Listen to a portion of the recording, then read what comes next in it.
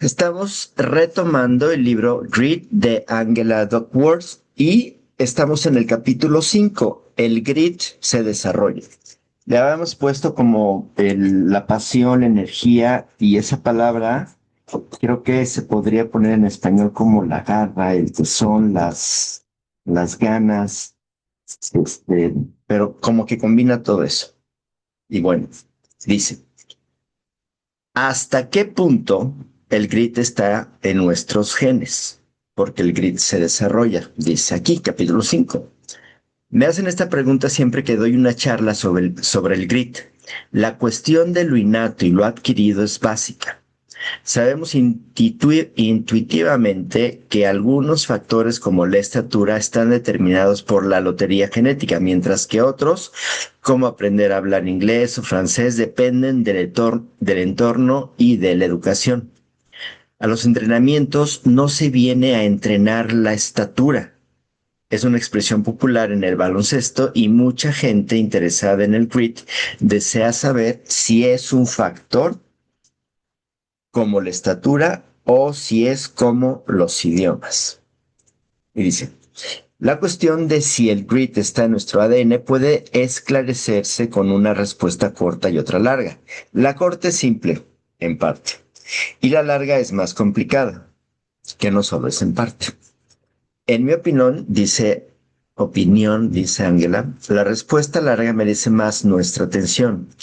La ciencia da, ha dado pasos de gigante en cuanto a descubrir cómo los genes, las experiencias y su interacción nos hacen ser quienes somos. Y por lo que he visto, se ha estado malinterpretando continuamente debido a la propia complejidad de estos hechos científicos. Para empezar, te aseguro que cada rasgo humano está influido tanto por los genes como por las experiencias, como por ejemplo la estatura. Las diferencias genéticas hereditarias, hoy qué pasó, ayer no tomé nada, de las que proviene son una gran razón de por qué algunas personas son muy altas o bajas y otras se encuentran en ambos extremos. Siguiente punto. Pero también es cierto que la estatura promedio de hombres y mujeres ha aumentado enormemente en solo unas pocas generaciones. Por ejemplo, los datos militares registrados demuestran que hace 150 años la estatura promedio de los varones británicos era de 1,55.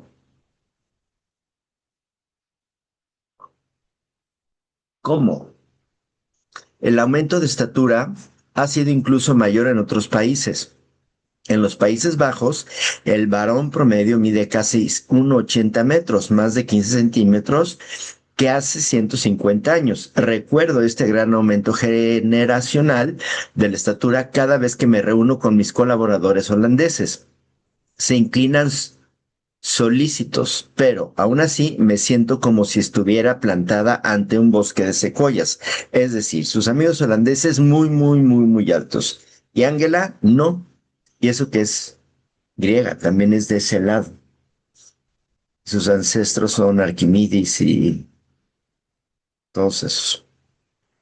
No creo que la reserva genética haya cambiado tanto en unas pocas generaciones, sino que el gran aumento de la estatura más bien tiene que ver con la nutrición, el agua y el aire puro, y la medicina moderna. Por cierto, el aumento generacional de peso ha sido incluso mayor, y esto puede deberse a comer más que en el pasado y a movernos menos, en lugar de estar relacionados con cambios en nuestro ADN. Incluso en una sola generación se puede apreciar la influencia del entorno en el peso. Los niños que toman comida sana en abundancia serán más altos. En cambio, la malnutrición atrofia el crecimiento. Asimismo, rasgos como la honradez y la generosidad, y sí, también el grit, están influidos por la genética y las experiencias. Al igual que el coeficiente intelectual, CI, la extroversión, gozar del contacto con la naturaleza, ser goloso, la tendencia a acabar fumando como un carretero, el riesgo de, ya me perdí, ¿dónde me quedé? de contraer cáncer de piel y cualquier otra cosa que se te ocurra, lo innato nos condiciona, al igual que lo adquirido. Muy bien. El talento, en cualquiera de sus variedades, también está influido por la genética. Hay quienes nacen con genes que les permiten tener más facilidad para entonar una melodía, encestar una pelota de baloncesto o resolver una ecuación cuadrática. Pero aunque parezca mentira, el talento no depende solamente de la genética. La rapidez con la que desarrollamos cualquier habilidad también depende en gran medida de la experiencia. Por ejemplo, el sociólogo Dan Chambliss participó en competiciones de natación en el instituto, pero lo dejó al crecer que nunca llegaría a competir a nivel nacional.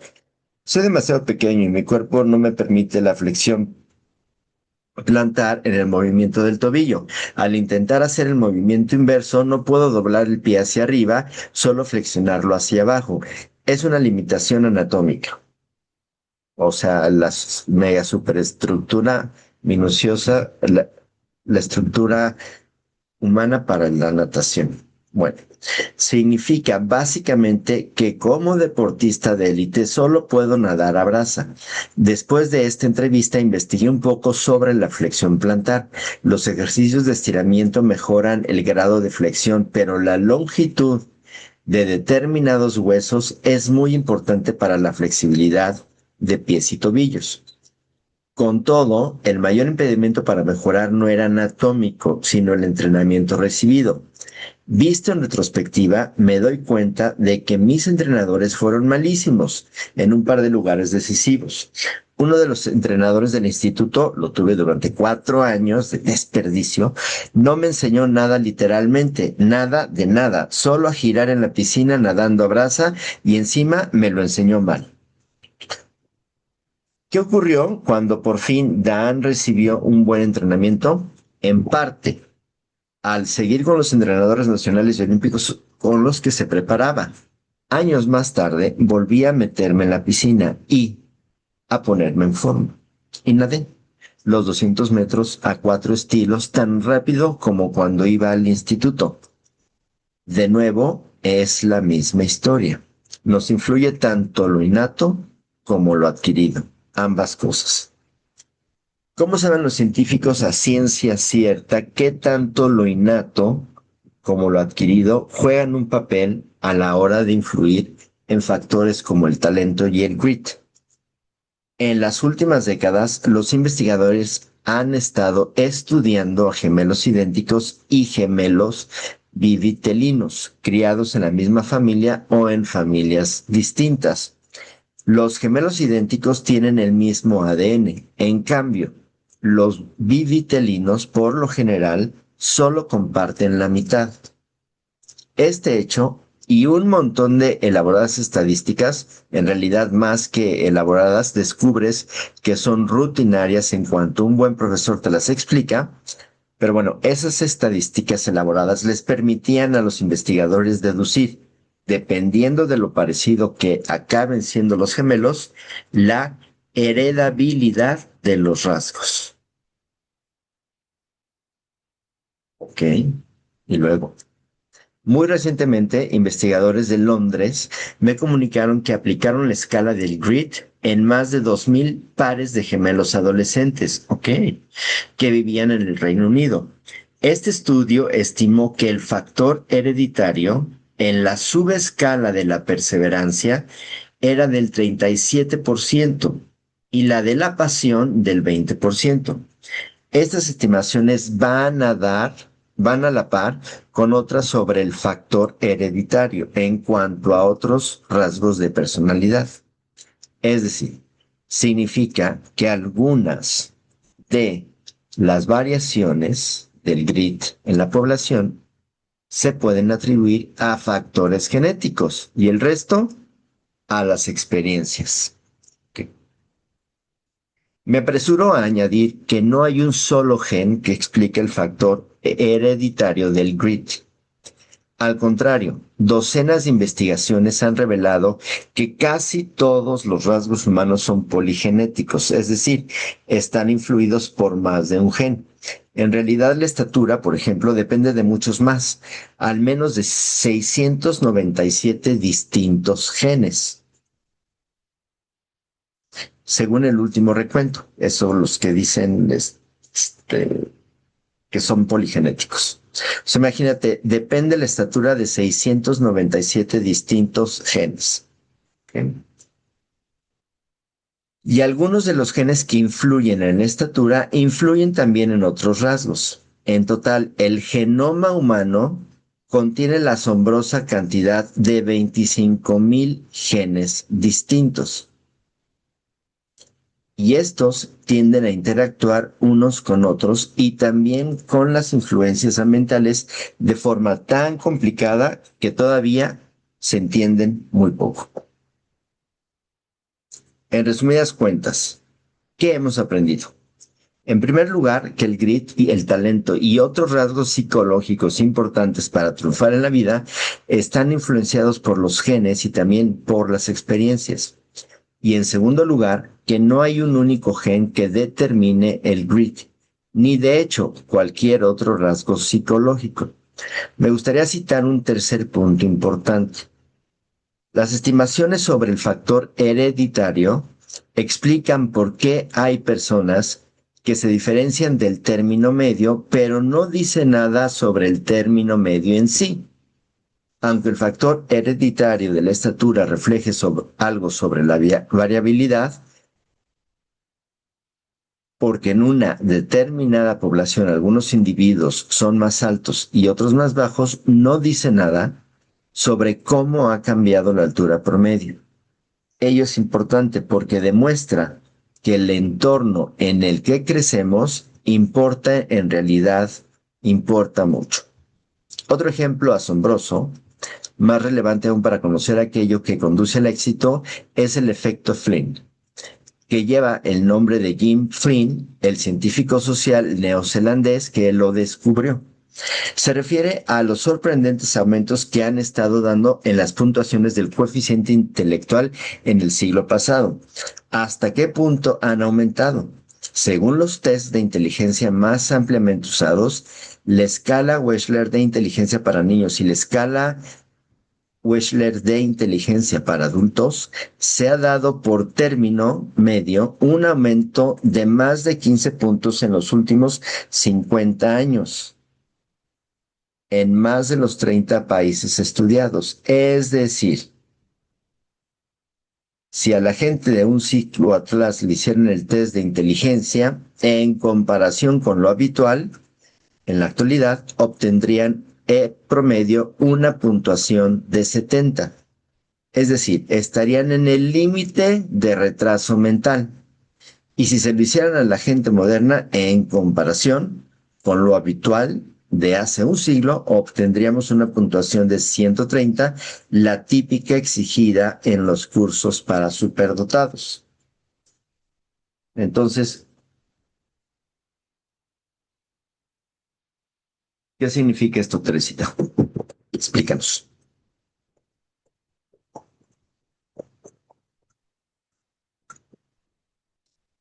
Bueno, sigamos.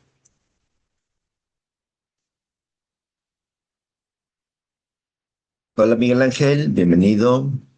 Todos los demás los he saludado. Cuando descubrí el efecto Flynn, no me lo podía creer. ¿Cómo es posible que nos estemos volviendo muchos más inteligentes tan deprisa? ¿Serán más inteligentes para aumentar tantos puntos en el coeficiente intelectual? ¿O, como ya sabemos muchas de las respuestas que se hacen en el test de inteligencia, digo, de coeficiente intelectual, la calificación que obtenemos está influida por ese conocimiento previo que no es tanto inteligencia, sino un reporte de algo ya sabido?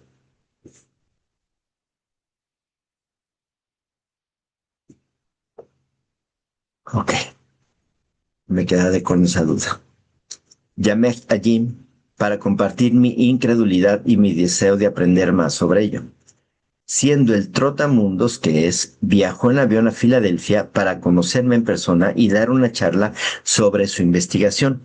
En nuestro primer encuentro recuerdo que me dije que Jim se parecía a la caricatura de un profesor universitario alto, de cuerpo un tanto huesudo, con gafas de montura metálica y una mata de pelo rizado color gris acero. Flynn empezó su charla explicando los hechos básicos sobre los cambios en el coeficiente intelectual, investigando la puntuación bruta de los test de inteligencia realizados a lo largo de los años. Descubrió que en algunos test los aumentos eran mucho mayores que en otros.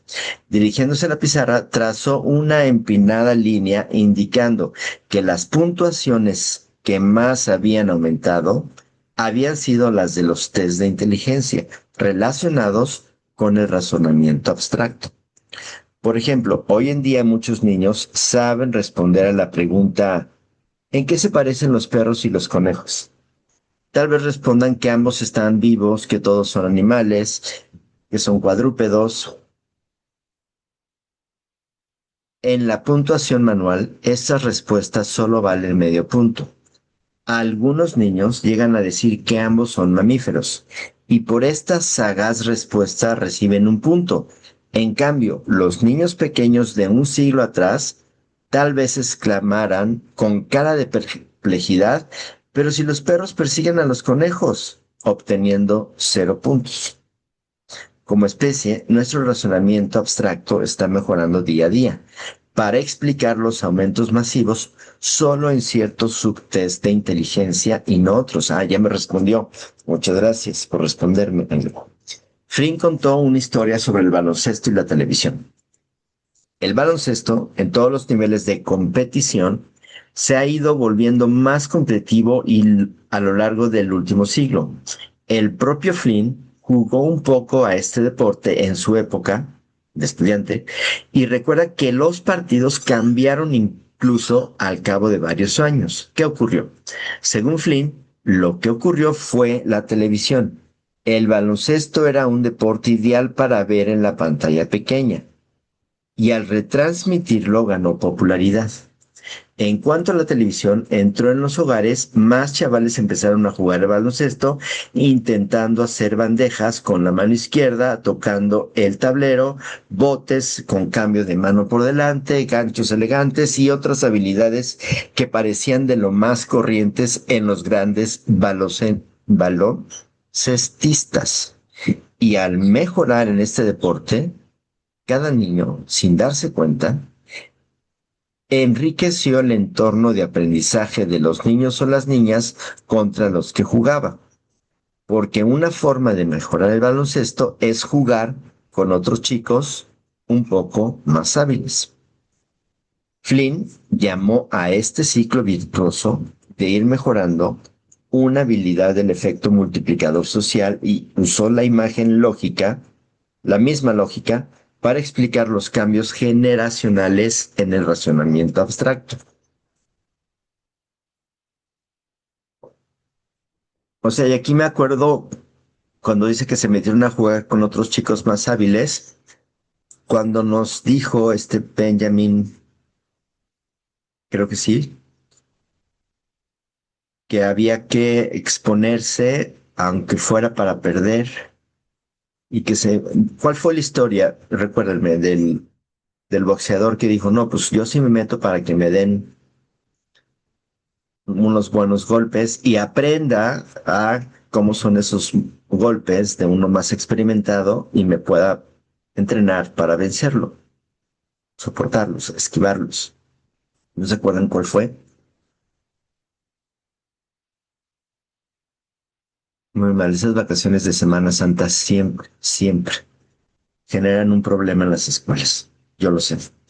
Carlita dice, hoy regreso a clases CEP. Tanto las pequeñas diferencias ambientales como las genéticas pueden activar un ciclo virtuoso. Sea como sea, los efectos se multiplican socialmente a través de la cultura porque cada uno enriquece el ambiente en el que todos vivimos. El siguiente gráfico muestra cómo las puntuaciones en la escala del grid han ido variando en función de la edad. Son los datos de un amplio ejemplo de adultos estadounidenses y el eje horizontal refleja que los adultos con más pasión y perseverancia de mi muestra tenían 60 años o más y que los adultos con menos grit se encontraban en la veintena. O sea, tiene que ver aquí con la edad, con decir, es que ya se me va la life, se me va la vida. Y vamos a hacer esta gráfica un poco más chiquita para que la podamos ver. Y les voy a compartir que esta gráfica está muy rara. No hay forma de describir. Es una pendiente que va desde los 25 años hasta los 45, más o menos de 45 grados, pero desde los 25 hasta los 54 años. Pero solo de los 54 a los 64, en ese periodo de 10 años, se aplana un poco, como a 20 grados. Y luego, de 64 para arriba, tiene un crecimiento, son puras líneas, es parejo, es una línea, es una gráfica quebrada. Hace un incremento, pero ya más grueso, es como del 90, 80, 70 grados. En fin, ahí está la gráfica. Y lo que dice, una explicación para estos datos es una especie de efecto Flynn a la inversa. A ver, quiero entender eso. Por ejemplo, es posible que los adultos en su séptima década de vida tengan un mayor grit porque crecieron en una época cultural muy distinta. Pero fíjense, aquí está súper interesante. Voy a hacer una pausa porque hay otro libro que se llama Thrive, que habla de una tercera métrica, que justo estábamos leyendo el domingo. Y esta tercera métrica es del asombro, pero tiene que ver mucho con esto porque aquí esta persona habla del grit y allá te dicen tienes que tener capacidad de asombro y buscar esos momentos de asombro. Entonces, si hacemos una mezcolanza de todos estos, tenemos un pastel de determinación, grit, asombro. Bueno, está muy interesante. El libro se los pongo aquí. Se llama Thrive.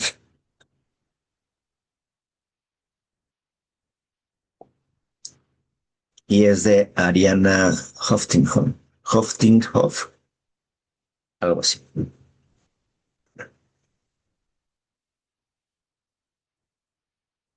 Por ejemplo, es posible que los adultos en su séptima década de vida tengan un mayor grit porque crecieron en una época cultural muy distinta, tal vez en una cuyos valores y normas enfatizaban más que ahora una pasión y perseverancia sostenida.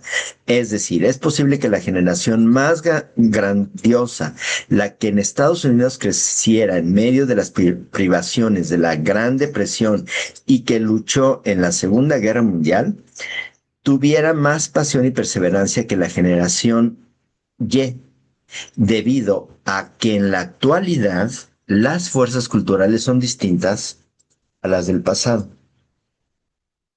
Esta explicación de por qué el grit y la edad van de la mano me la sugirió un colega de más edad que, mirando por encima de mi hombro el mismo gráfico, dijo sacudiendo su cabeza, lo sabía.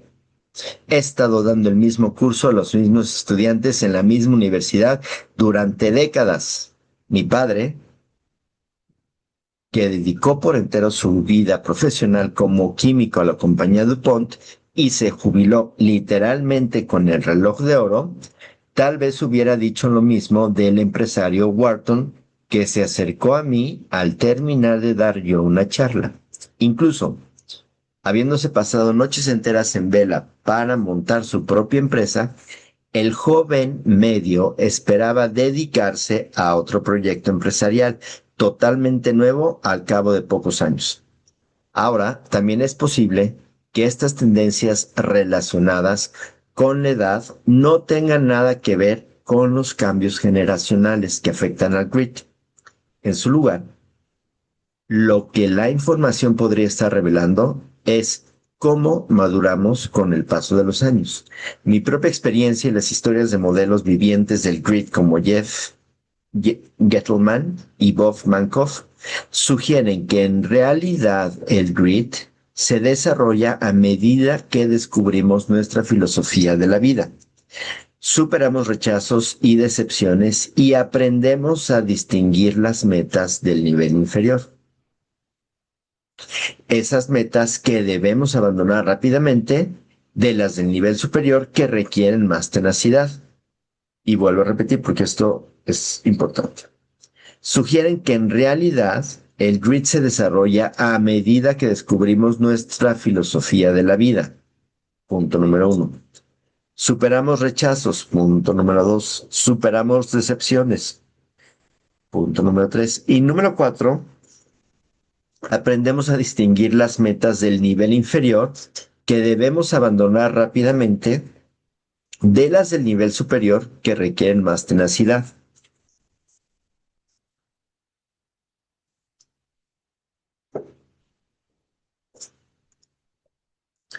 Ahora, a mí me encantaría que esto realmente fuera una escuela y que dijera yo ahorita, examen sorpresa. ¿Quién dijo que las metas menores nos están alejando de...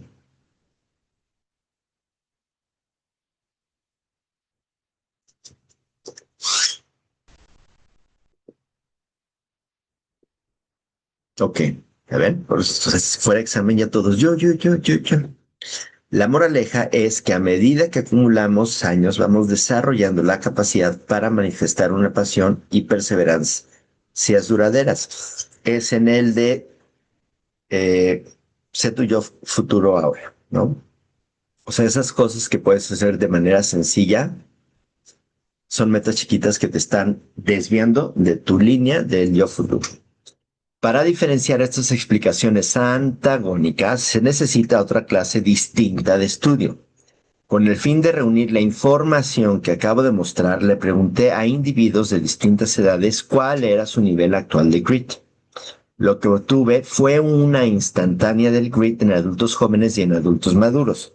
Lo ideal sería hacerles un seguimiento toda su vida. Como hizo el psicólogo George Vaillant, con un grupo de varones de la Universidad de Harvard, como la escala del grit hace poco que fue creada, no puedo poner una película acelerada del grit a lo largo de una vida. Aunque me gustaría tener esta clase de película, no dispongo más que de una instantánea. Por suerte, muchos otros aspectos de la personalidad se han examinado longitudinalmente en docenas de estudios en los que se le ha hecho los seguimiento a los participantes durante años y décadas. Las tendencias son claras. La mayoría de las personas se vuelven más conscientes, más seguras, afectuosas y serenas con las experiencias de la vida. Gran parte de este cambio tiene lugar entre los 20 y los 40 años. Pero en realidad no hay una época en la vida humana en la que la personalidad deje de evolucionar. Colectivamente, esta información demuestra lo que los psicólogos de la personalidad llaman hoy el principio de la madurez. Maduramos, o al menos la mayoría lo hacemos. Hasta cierto punto estos cambios están preprogramados y son biológicos. La pubertad y la menopausia son etapas que nos cambian la personalidad, por ejemplo. Pero en general, los cambios de personalidad dependen más bien de las experiencias vitales. ¿Cómo nos cambian exactamente las experiencias vitales de personalidad o la personalidad? Una razón por la que cambiamos es que aprendemos algo que no sabíamos antes. Por ejemplo, tal vez aprendamos a base de probar y de cometer errores que cambiar repetidamente una ambición profesional por otra no nos llena. Esto es sin duda lo que a mí me ocurrió durante los 20 y los 30 años de edad. Después de dirigir y organizar sin ánimo de lucro, de dedicarme luego a la investigación neurocientífica y más tarde al asesoramiento empresarial y por último a la docencia, aprendí que ser una principiante prometedora era divertido, pero que ser una verdadera experta era infinitamente más gratificante. También aprendí que estar trabajando con tesón durante años se suele confundir con talento innato y que la pasión es tan necesaria como la perseverancia para alcanzar una excelencia de más alto nivel. Asimismo, descubrimos, como lo hizo el novelista John Irving, que para hacer algo muy bien debemos superar nuestras limitaciones. Para apreciar que al hacer algo una y otra vez acabamos ejecutando como si nada lo que antes nos costaba enormemente. Y por último, que la capacidad para trabajar diligentemente no surge de la noche a la mañana. Además, en los descubrimientos sobre la condición humana, ¿qué va, qué más va cambiando con el paso de los años? Lo que cambia, creo, son nuestras circunstancias. A medida que vamos cumpliendo años, nos enfrentamos a nuevas situaciones. Nuestro primer trabajo, nos casamos, nuestros padres envejecen y descubrimos que ahora somos nosotros los que los cuidamos. Estas situaciones nuevas nos obligan a actuar de forma distinta a la habitual. Y dado que no hay en el planeta una especie más adaptable que la de los seres humanos, pues cambiamos. Además, a la altura de las circunstancias. En otras palabras, cambiamos cuando es necesario. La necesidad es la madre de la adaptación. Lo ilustraré con un ejemplo trivial. Lucy, mi hija pequeña, a los 3 años, aún no había aprendido a ir al lavabo. Mi marido y yo habíamos hecho todo lo posible para que dejara de usar pañales. Habíamos leído un montón de libros sobre cómo conseguirle e intentamos aplicar todas las ideas que nos sugerían, o al menos lo que comentamos con toda la energía que les queda a los padres trabajadores cargados con listas de cosas por hacer. Pero todo con Lucy fue inútil. No dio su brazo a torcer. Al poco tiempo de cumplir 3 años, dejó la clase de los niños pequeños del jardín de infancia, donde casi todos seguían con los pañales, para pasar a la de los mayorcitos, donde ni siquiera sabía una mesa para cambiárselos. El primer día, tenía que dejar el pañal para irse al siguiente nivel. El primer día que la acompañé a su nueva aula, puso unos ojitos como platos rastreando de nuevo el entorno, una asustada, creo, aunque probablemente no deseara seguir en la antigua aula a la que estaba acostumbrada. A ver, esto no lo entendí ni yo.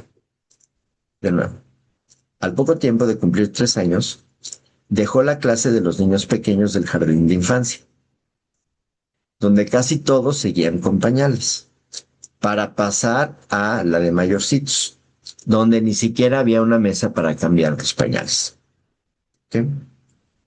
El primer día que la acompañé a su nueva aula, puso unos ojitos como platos redondos de asombro, rastreando el nuevo entorno, un tanto asustada, creo, aunque probablemente no deseara seguir en la antigua aula a la que estaba acostumbrada.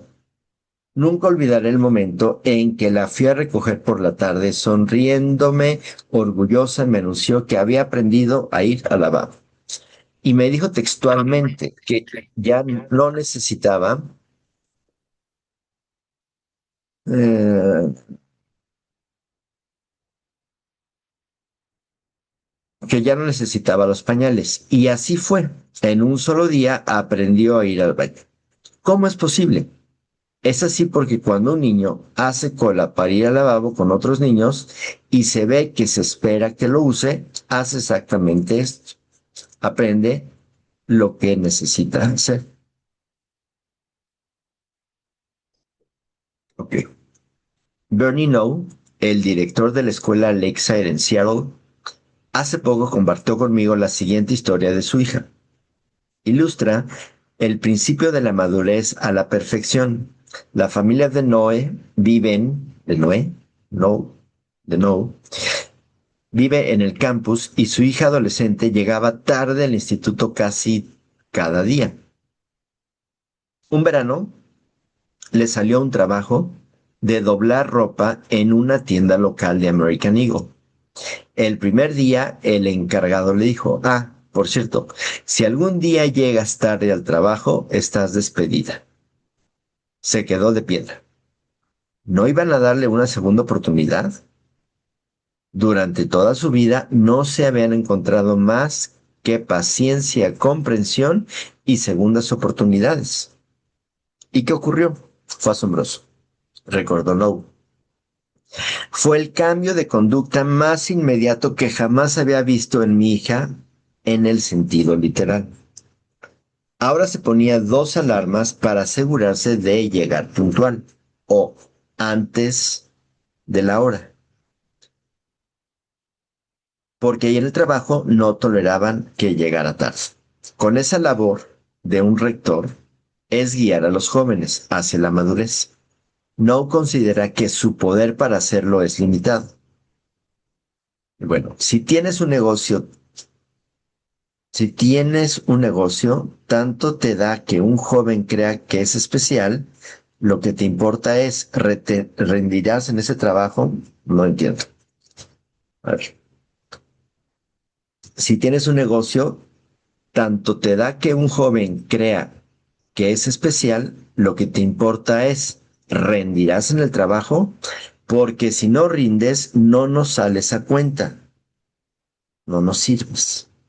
Los sermones no son ni la mitad eficaces que el efecto de las consecuencias.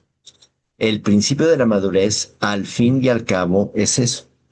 Con el tiempo aprendemos lecciones vitales que no olvidamos y nos vamos adaptando a las crecientes exigencias de nuestras circunstancias. Y al final, acabamos acostumbrándonos a la nueva forma de pensar y de actuar.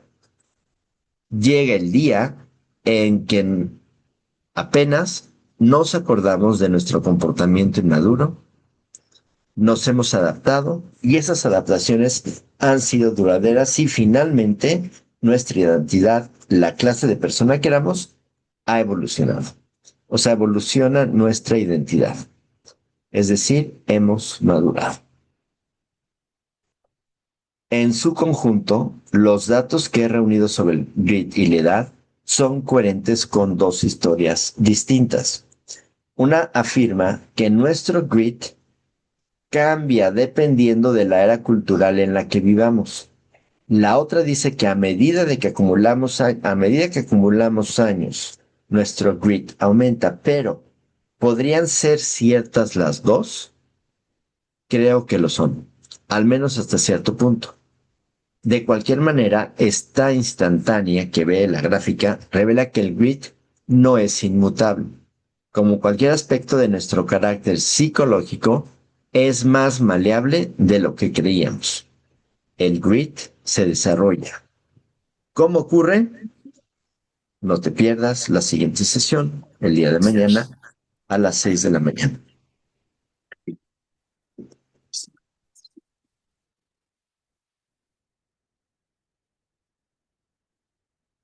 Bueno, ¿cómo ven esto?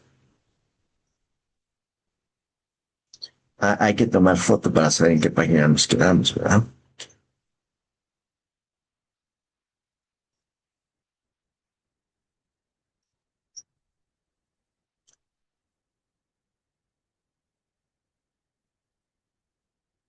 Bueno, como ustedes se están preparando para salir al tráfico de primer día de clases, voy a leer un cachito más.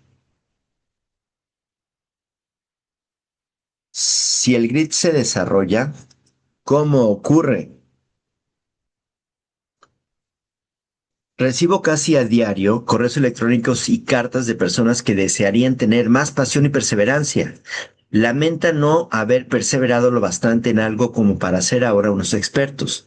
Sienten que han desperdiciado su talento, quieren desesperadamente tener una meta a largo plazo y de perseguir con pasión y tenacidad. O sea, no puedo estar escuchando televisión y ver a las mañaneras. No puedo estar seguir diciendo deben de perseguir. ¿Qué es eso? Quieren desesperadamente tener una meta a largo plazo y perseguirla con pasión y tenacidad, pero no saben por dónde empezar. Una buena forma de hacerlo es viendo tu situación actual. Si no tienes toda la pasión y perseverancia que quieras, pregúntate por qué es así. La respuesta más evidente que se le ocurre a la gente es esta. Supongo que soy perezoso. Aquí tienes otra. Supongo que soy un impostor. O soy por naturaleza incapaz de acabar lo que empiezo. O creo que todas estas respuestas son erróneas. A decir verdad, cuando dejamos algo a medias, lo hacemos por una razón. En realidad lo hacemos por diferentes razones. Tal vez se te pase por la cabeza cualquiera de estos cuatro pensamientos antes de dejar lo que te habías propuesto. Número uno, me aburre. Número dos, no vale la pena el esfuerzo. Número tres, no es importante para mí. Número cuatro, no puedo hacerlo, es mejor que me dé por vencido. Y no hay nada malo, dice Angela, moralmente o cualquier otro sentido en tener esta clase de pensamientos. Está bien, no pasa nada. Mañana no te aburriré. Mañana valdrá la pena el esfuerzo. Mañana será importante para ti. Mañana podrás hacerlo mejor y no darte por vencido. Como he intentado mostrarte en este capítulo, los modelos del grid también renuncian a metas. Pero cuanto más alto sea el nivel de la meta, más se cuestionan, con más empeño intentan alcanzarla. Y lo más importante es que no cambian de dirección cuando se trata de un objetivo especialmente importante que condiciona casi todo lo demás que hacen. Quienes poseen un grid muy desarrollado no tienden a pronunciar las frases antes citadas. Gran parte de lo que he aprendido sobre cómo se desarrolla el grid procede de las entrevistas mantenidas con hombres y mujeres que encarnan las cualidades de la pasión y la perseverancia. He incluido retazos de esas conversaciones a lo largo del libro para que tú también puedas asomarte a la mente y al corazón de los modelos del grit y ver si descubres una creencia, actitud o hábito que valga la pena emular. Tan tan. Está ahí.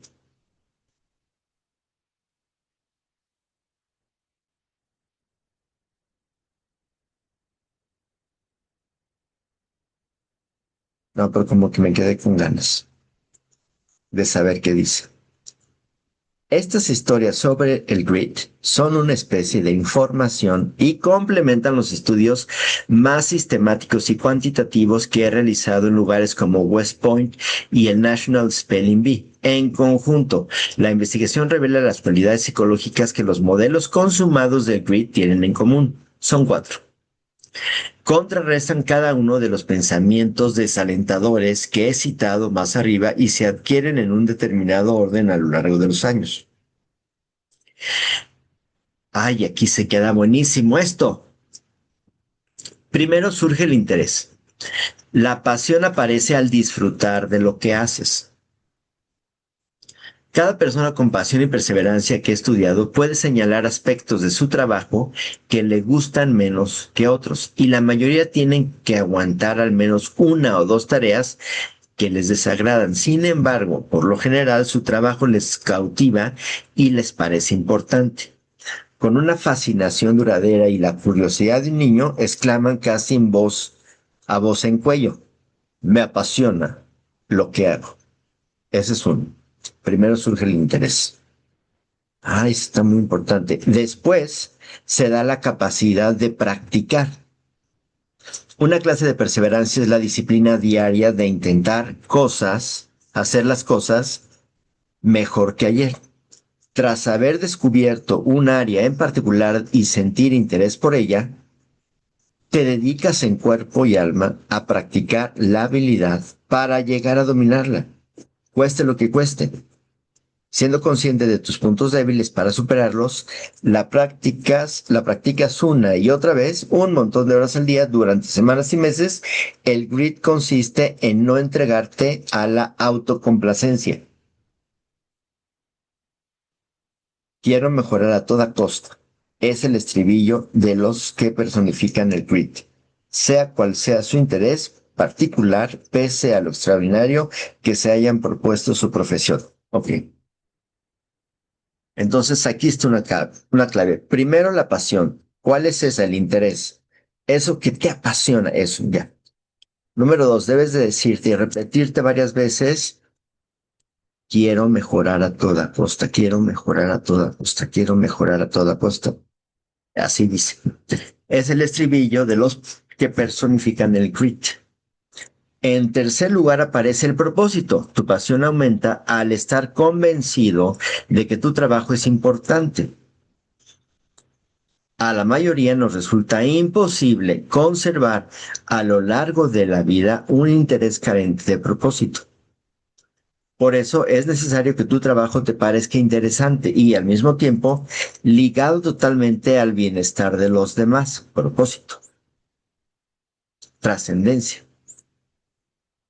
Para unos pocos la sensación de propósito surge enseguida, pero para muchos la motivación de servir a los demás va aumentando después.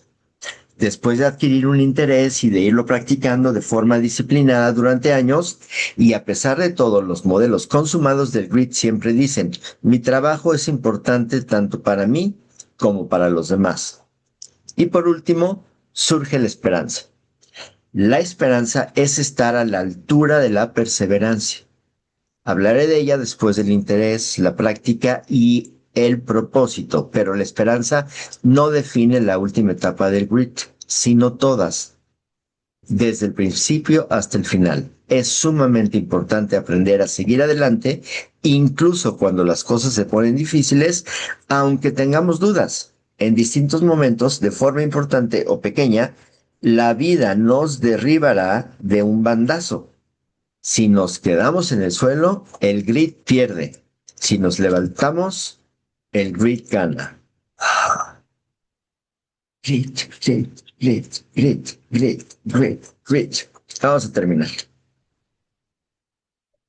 Tal vez ya seas consciente de tu grit sin que una psicóloga como yo se entrometa en ello.